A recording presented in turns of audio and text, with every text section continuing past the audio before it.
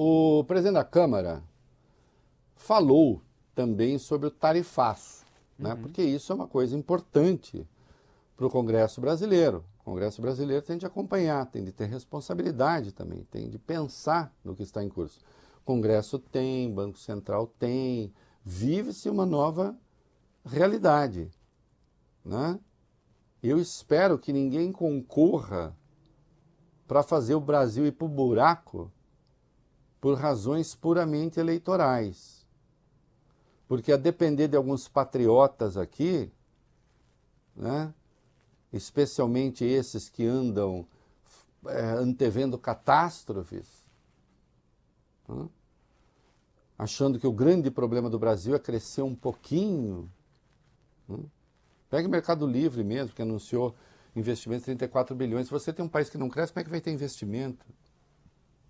Precisa ter responsabilidade. É bom que a Câmara esteja preocupada com isso também. O que foi que ele disse? Vai lá, vamos para a cabeça, vamos ver. O presidente da Câmara avaliou que ainda é muito cedo para dizer se o Brasil será beneficiado com as tarifas impostas pelo presidente dos Estados Unidos, Donald Trump. Hugo Mota fez uma comparação com as incertezas geradas pelos ataques terroristas de 11 de setembro de 2001, aqueles ataques promovidos pela Al-Qaeda. A gente vai acompanhar o que disse o presidente da Câmara.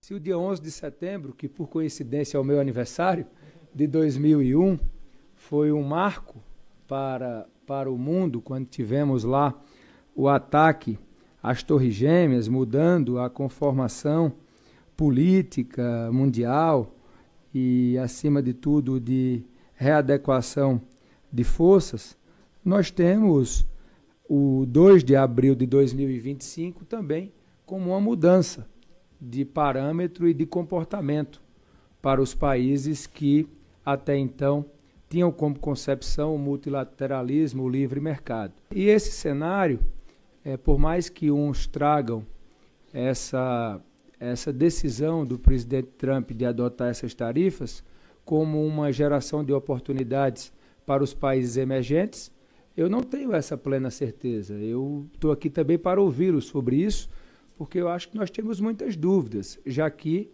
nós temos o grande parceiro comercial do Brasil, que é a China, entrando numa rota de colisão com os Estados Unidos, onde ela é o maior parceiro comercial, fornecedor de mercadorias para os Estados Unidos, e depois dessas tarifas nós não sabemos como isso vai ficar. Então, apostar que o Brasil, que é um grande exportador de commodities, vai sair ganhando com isso, eu acho que nós temos que esperar um pouco para ver. Olha, deixa eu dizer uma coisa, posição correta. Aliás, eu só fiquei chateado que ele falou dia do meu aniversário e tal, e eu lembro como se fosse ontem, eu já trabalhava, né, ativamente, tinha revista, no dia do ataque eu fui fazer a conta que ele tinha 10, 11 anos, olha bem. Eu também. Oi? A gente estava fazendo as contas aqui também. E eu regulo de idade com ele, tinha isso aí também. 10, 11 anos, né, e eu já... E eu tive que ir correndo para a revista, porque estava assim, o mundo vai acabar.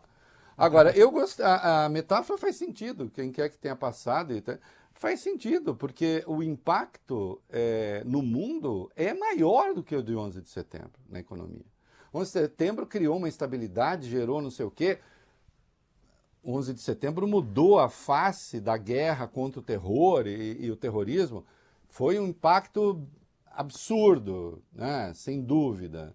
Agora, economicamente, bom, há décadas a gente não tinha uma chacoalhada estúpida como essa, feita por esse cara.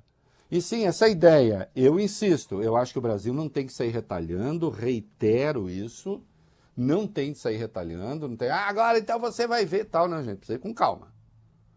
Agora, precisa ir com calma, sabendo que sim, tudo pode ser muito perigoso e nós podemos ter muitas dificuldades. A depender do que façam os agentes aqui. Até porque nós temos hoje sabotadores que não estão fazendo política, estão fazendo sabotagem. Sabotagem. O Bolsonaro não queria votar o projeto que dá ao governo a possibilidade de retalhar se necessário. Teve de ser convencido pela bancada ruralista lá com o Pedro Lupion se comprometendo com o absurdo da anistia, e mesmo assim ainda estão bravos. Né?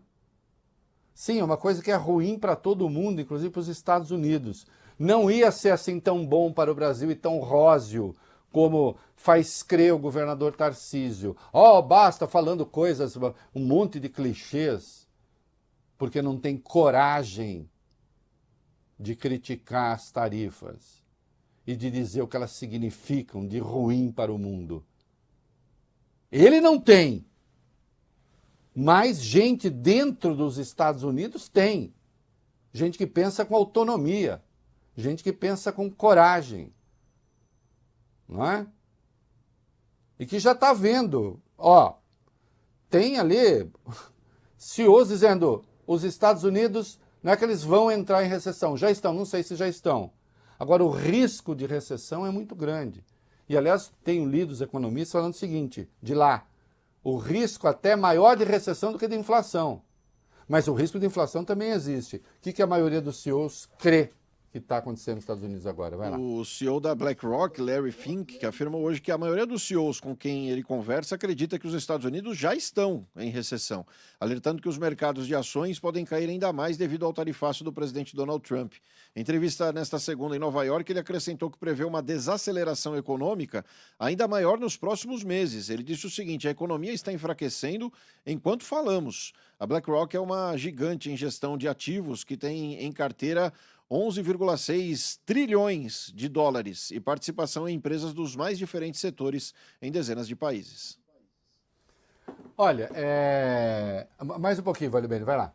A inflação provavelmente permanecerá elevada, disse Fink, mesmo que o Banco Central reduza a taxa de juros várias vezes esse ano.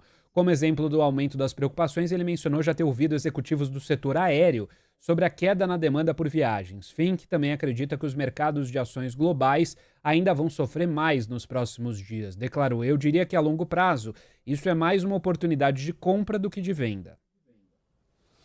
Olha, é isso, né? Então, existe uma grande incerteza, né, que esse sujeito jogou o mundo, e vamos ver.